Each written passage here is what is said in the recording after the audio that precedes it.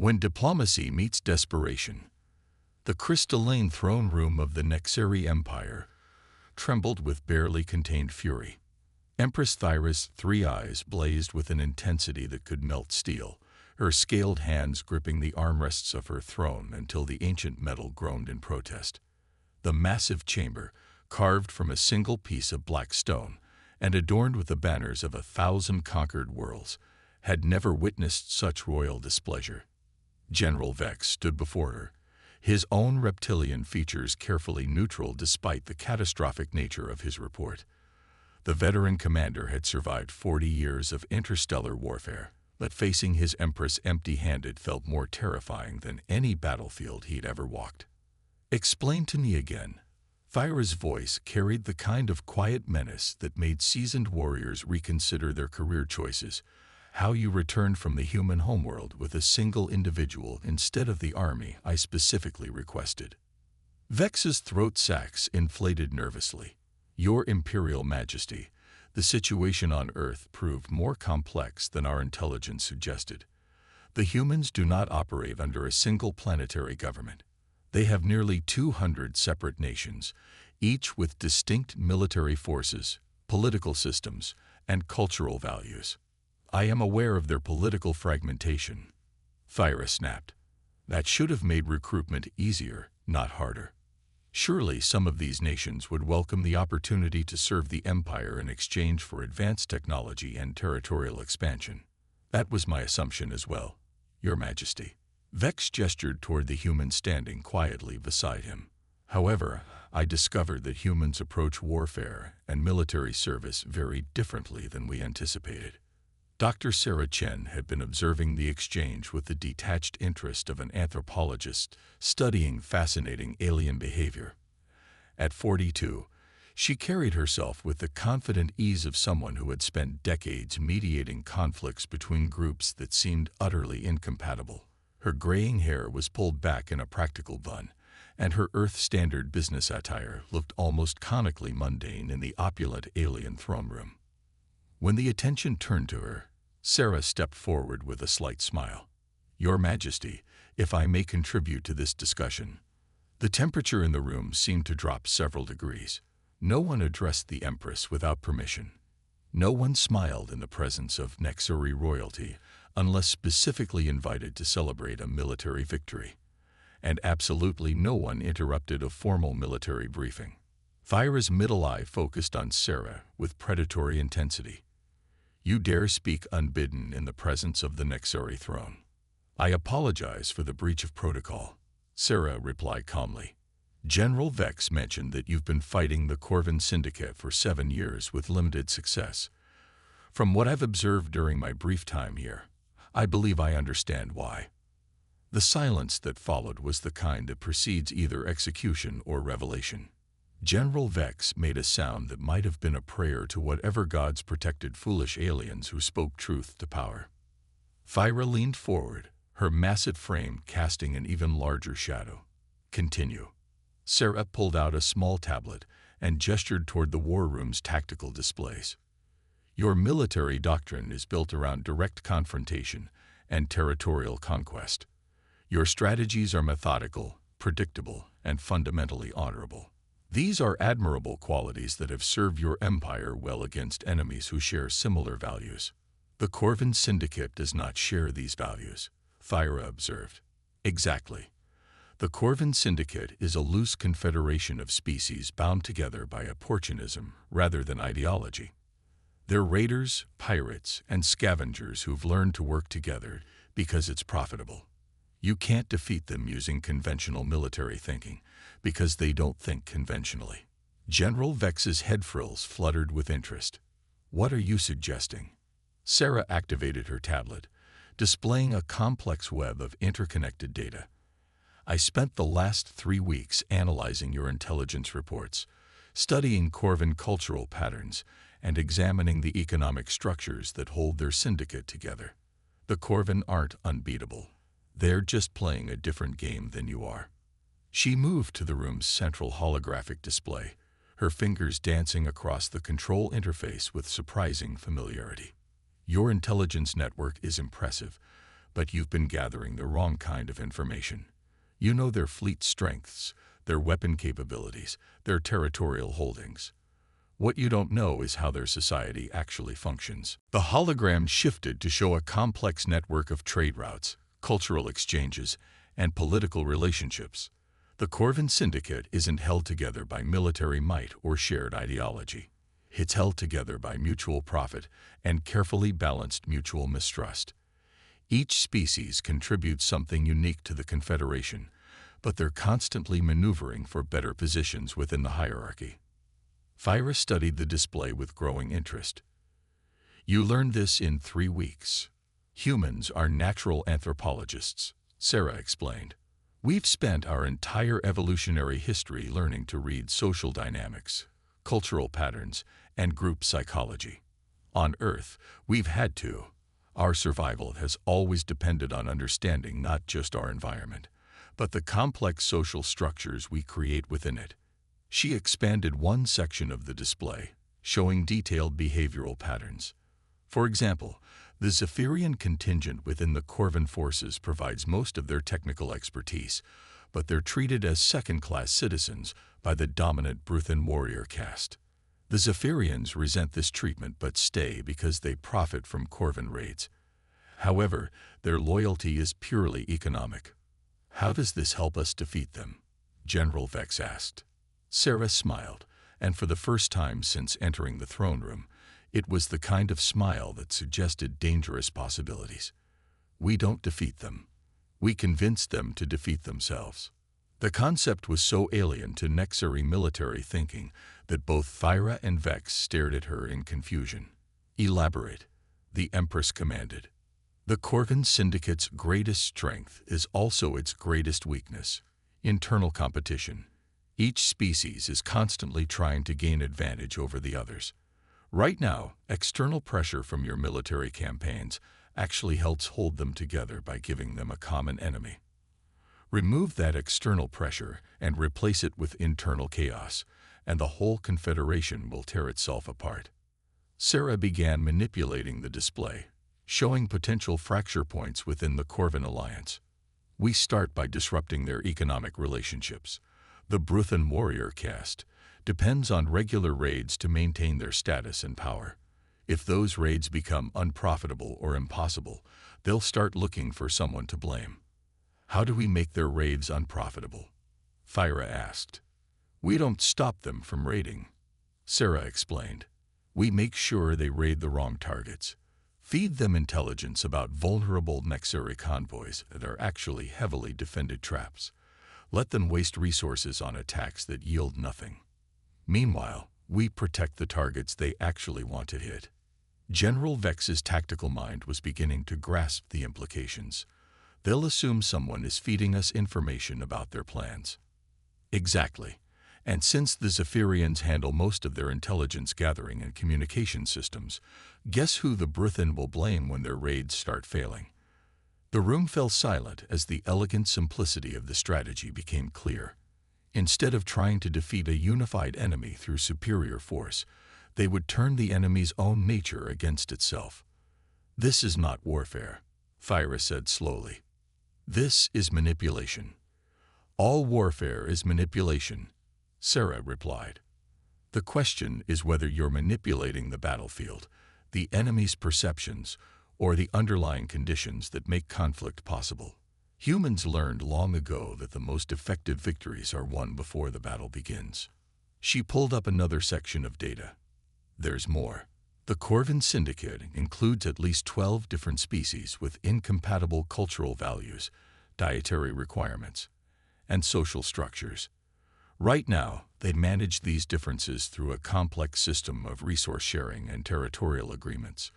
But these agreements are constantly being renegotiated, and there are always groups that feel they're getting unfair treatment.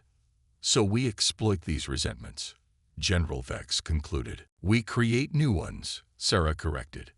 Anonymous information campaigns suggesting that certain species are receiving preferential treatment. Subtle sabotage that looks like the work of internal rivals. Economic disruptions that affect some groups more than others. We turn their diversity from a strength into a source of constant conflict. Thyra stood and began pacing, her massive frame moving with surprising grace.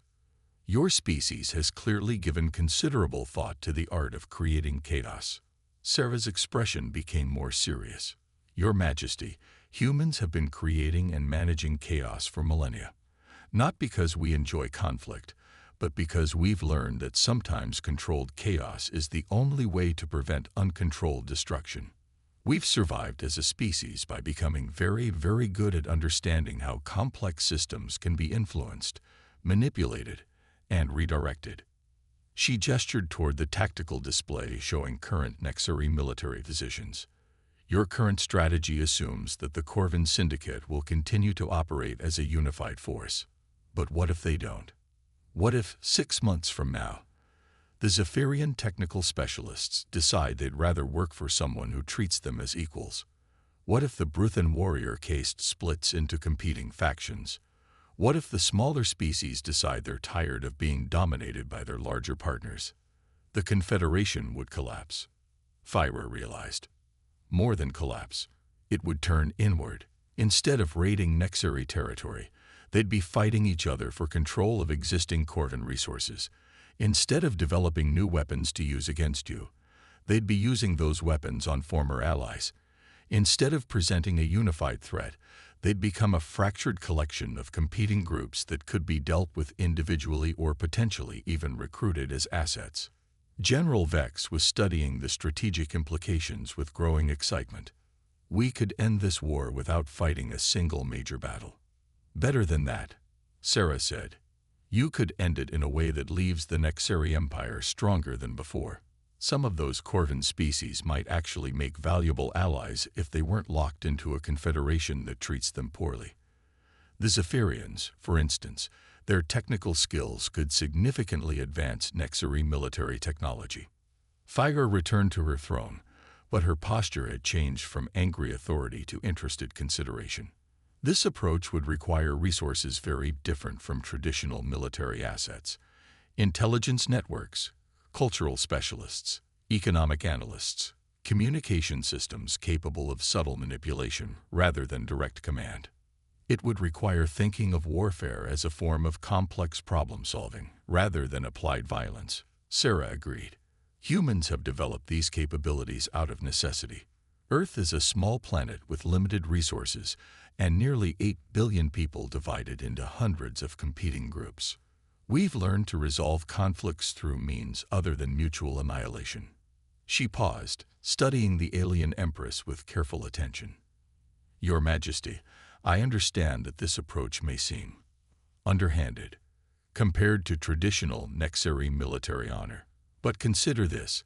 How many Nexari soldiers have died in 7 years of conventional warfare against the Corvin Syndicate? How many more will die if the war continues for another 7 years? The question hit its mark. Thyra's expression hardened, but not with anger, with the grim calculation of a ruler who had sent too many of her people to die in a war that seemed to have no end. General Vex, she said finally, cancel all planned military operations against Corvin positions. I want our intelligence services to begin gathering the kind of cultural and economic data Dr. Chen has described. And I want detailed assessments of every fracture point within the Syndicate's political structure. Yes, Your Imperial Majesty, Vex responded immediately. Thyra turned her attention back to Sarah. Dr. Chen, you will serve as special advisor to the Imperial High Command. Your task is to teach us to think like humans when humans are at war. Sarah inclined her head respectfully. I'm honored by your confidence, Your Majesty. But I should mention that this approach will require patience. The strategies we're discussing unfold over months, not days. The results may not always be immediately visible. 7 years of conventional warfare have taught me patience, Thyra replied grimly. What they have not taught me is victory. Perhaps it is time to learn from a species that has survived by making victory inevitable before the enemy realizes they are already defeated. As the formal audience concluded, and the various officials began dispersing to implement the new strategic direction, Sarah found herself reflecting on the strange path that had brought her to an alien throne room millions of light years from Earth. She had spent her career mediating conflicts between human nations, corporations, and cultural groups. Now she was about to apply those same skills to an interstellar war. The irony was not lost on her that humanity's greatest contribution to galactic civilization might not be their technology, their courage, or their military prowess. It might be their unique understanding of how to turn conflict into cooperation, chaos into opportunity, and enemies into unwitting allies. The war was about to change in ways that neither the Nexeri Empire nor the Corvin Syndicate could possibly anticipate. And at the center of that change was a single human who understood that the most powerful weapon in the universe was not energy or matter, but information properly applied. When chaos becomes strategy. 3 months after Dr. Sarah Chen's arrival, the Nexeri Empire's war room had been transformed from a traditional military command center into something that looked more like a combination of university research facility and corporate think tank. Holographic displays showed not troop movements and battle plans, but cultural analysis matrices, economic flowcharts, and psychological profile networks that mapped the complex social dynamics of the Corvin Syndicate. Empress Thyra stood before the central display, her 3 eyes tracking multiple data streams simultaneously. The change in her posture was remarkable. Where once she had carried the rigid bearing of a military commander expecting direct confrontation, she now moved with the fluid attention of a chess master seeing multiple moves ahead. Status report. She commanded as Sarah, and General Vex entered the chamber. Sarah activated her personal interface, and the room's displays shifted to show the results of their unconventional campaign. Phase 1 has exceeded expectations, Your Majesty. The Corvin Syndicate has experienced 17 major internal disputes in the past month, compared to their historical average of 3 per year. She highlighted specific incidents across the holographic network. The Bruthan warrior Kaist is blaming the Zephyrian technicians for intelligence failures that led to 3 unsuccessful raids on what they believed were vulnerable Nexeri supply convoys. The Zephyrians are retaliating by restricting technical support for Bruthan operations. Meanwhile, the smaller client species are questioning why they should continue paying tribute to a confederation that can't protect its own raids. General Vex studied the tactical implications with the enthusiasm of a predator who had discovered an entirely new hunting technique. Our false intelligence drops have been particularly effective. The Corvin leadership is convinced they have a security breach, but they can't identify the source because the leaks appear to be coming from multiple levels of their hierarchy. Because they are, Sarah explained. We're not actually infiltrating their systems. We're creating conditions that make their own people suspicious of each other. Every time a raid fails, every time a convoy gets intercepted, every time their intelligence proves inaccurate, someone gets blamed.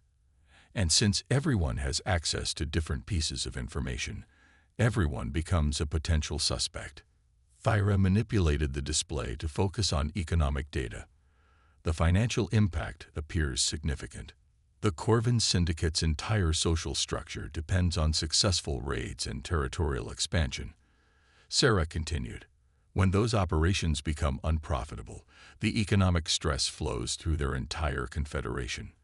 The Bruthan can't maintain their warrior status without successful raids. The Zephyrians can't fund their research without a percentage of raid profits.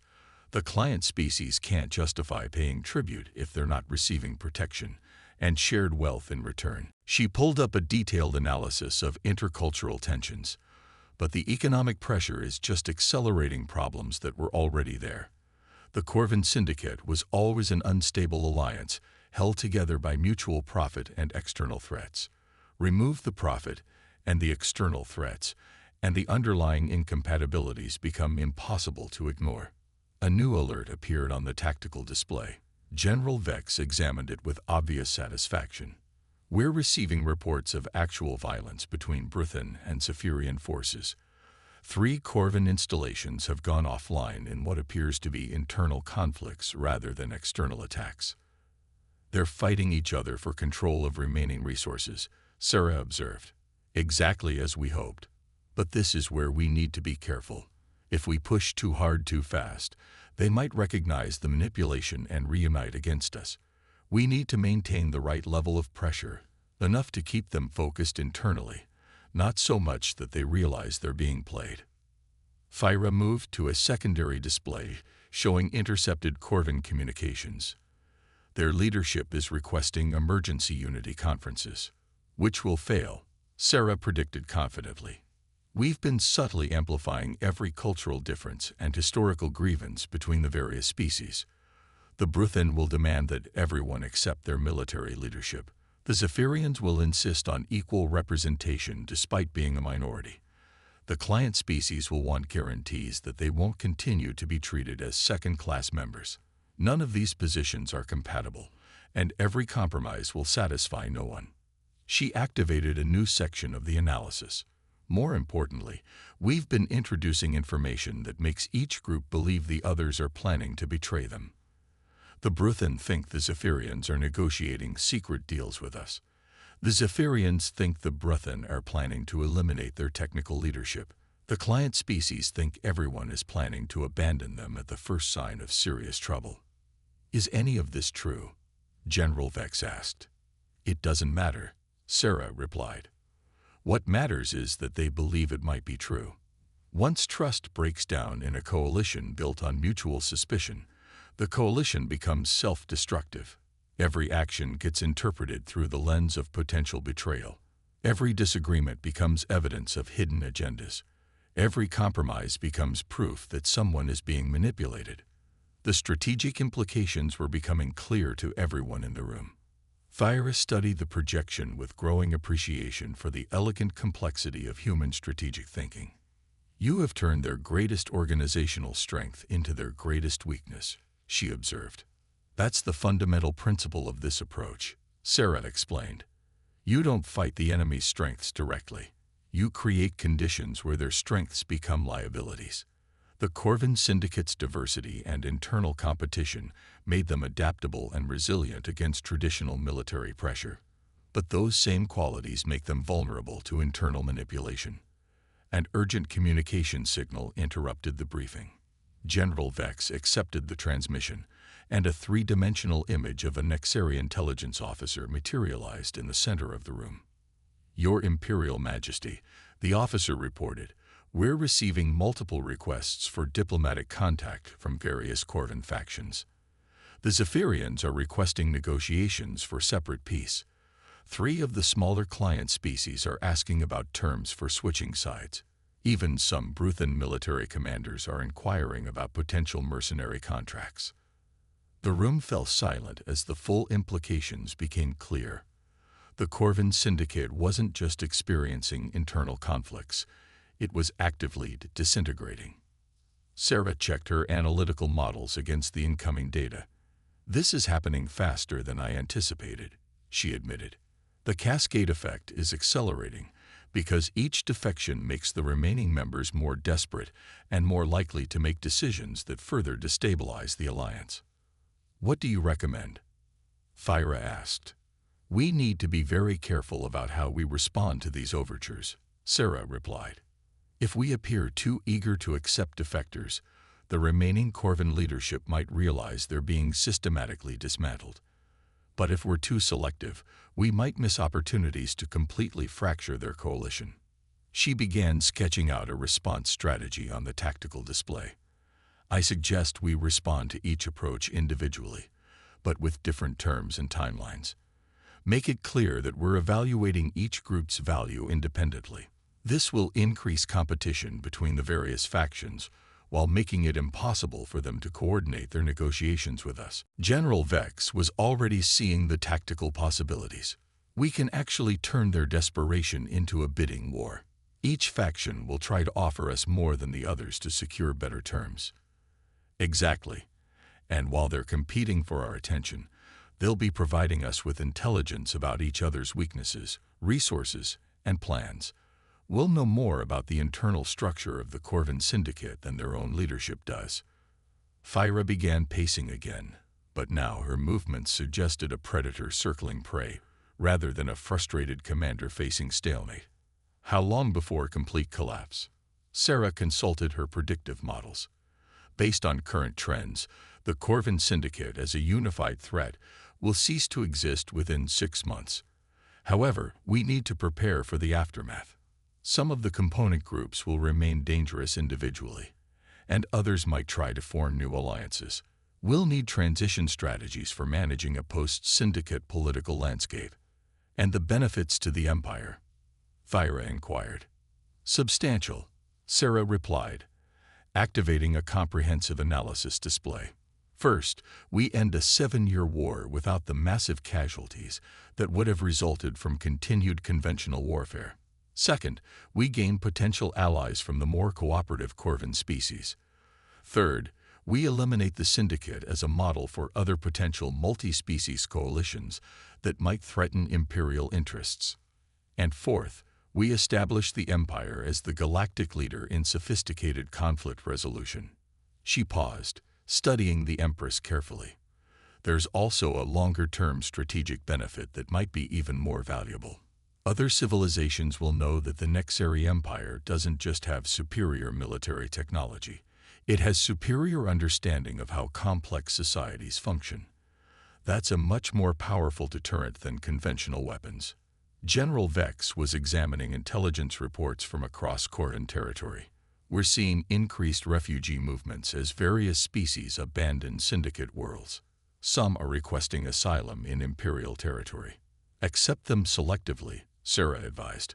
Prioritize groups that have valuable skills or information, but screen carefully for potential security risks. And make sure the acceptance process is visible to other Corvin factions. We want them to know that cooperation with the Empire leads to security and opportunity. An alert chimed, and new data appeared on the strategic display. Sarah examined it with growing excitement. This is remarkable, she announced. We're seeing spontaneous uprisings on several Corvin worlds. Not rebellions against Imperial rule, but indigenous populations overthrowing Syndicate administrators. The client species are deciding they don't need the Syndicate's protection anymore. Thyra studied the reports with intense satisfaction. They are liberating themselves, which is perfect for our purposes, Sarah confirmed. We're not conquering Corvin territory. We're watching it free itself from Corvin control. From a diplomatic perspective, we're the liberators rather than the invaders. From a practical perspective, we gain access to resources and strategic positions without the costs of occupation and pacification. The transformation was remarkable to observe. What had begun as a conventional interstellar war between two major powers had become a sophisticated campaign of psychological and social engineering that was reshaping the entire regional political landscape. And at the center of it all was human strategic thinking that none of the other species had encountered before. Dr. Chen, Empress Thyra said formally, on behalf of the Nexeri Empire, I acknowledge that your species' approach to conflict resolution has exceeded every expectation. The Empire will honor all agreements made regarding humanity's status as strategic partners rather than potential subjects. Sarah inclined her head respectfully. Your Majesty, I hope this partnership will be the beginning of a much larger collaboration. Humans have learned that the universe is far too complex and dangerous for any one species to navigate alone. We need allies who share our commitment to finding solutions that benefit everyone involved. Even our former enemies. Thyra asked with what might have been amusement. Especially our former enemies, Sarah replied. Today's enemy can become tomorrow's ally if you understand what they really need and find ways to provide it that don't threaten your own interests. The Corvin Syndicate failed because it was built on exploitation and mutual suspicion. The partnerships we're building now are based on mutual benefit and shared respect.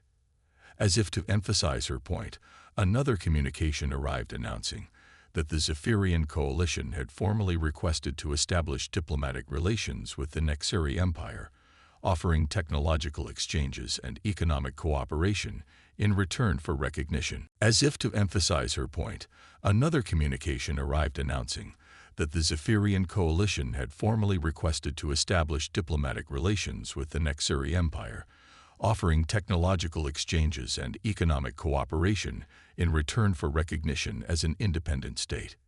General Vex examined the proposal with obvious satisfaction.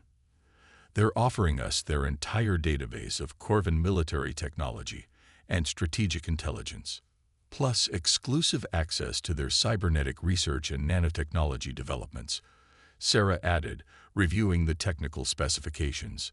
The Zephyrians were always the most advanced members of the syndicate. Now they want to share that advancement with us instead of having it exploited by their former partners. The strategic implications were staggering. The war that had begun as a grinding conflict of attrition between two major powers was ending as a comprehensive restructuring of galactic politics that left the Nexeri Empire stronger, more influential, and more secure than anyone had thought possible. There is one question that remains, Thyra said thoughtfully. How do we ensure that other potential enemies do not learn to counter these techniques?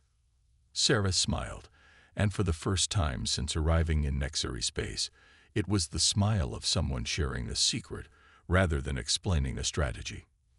Your Majesty, that's the beautiful thing about human strategic thinking. Every situation is different.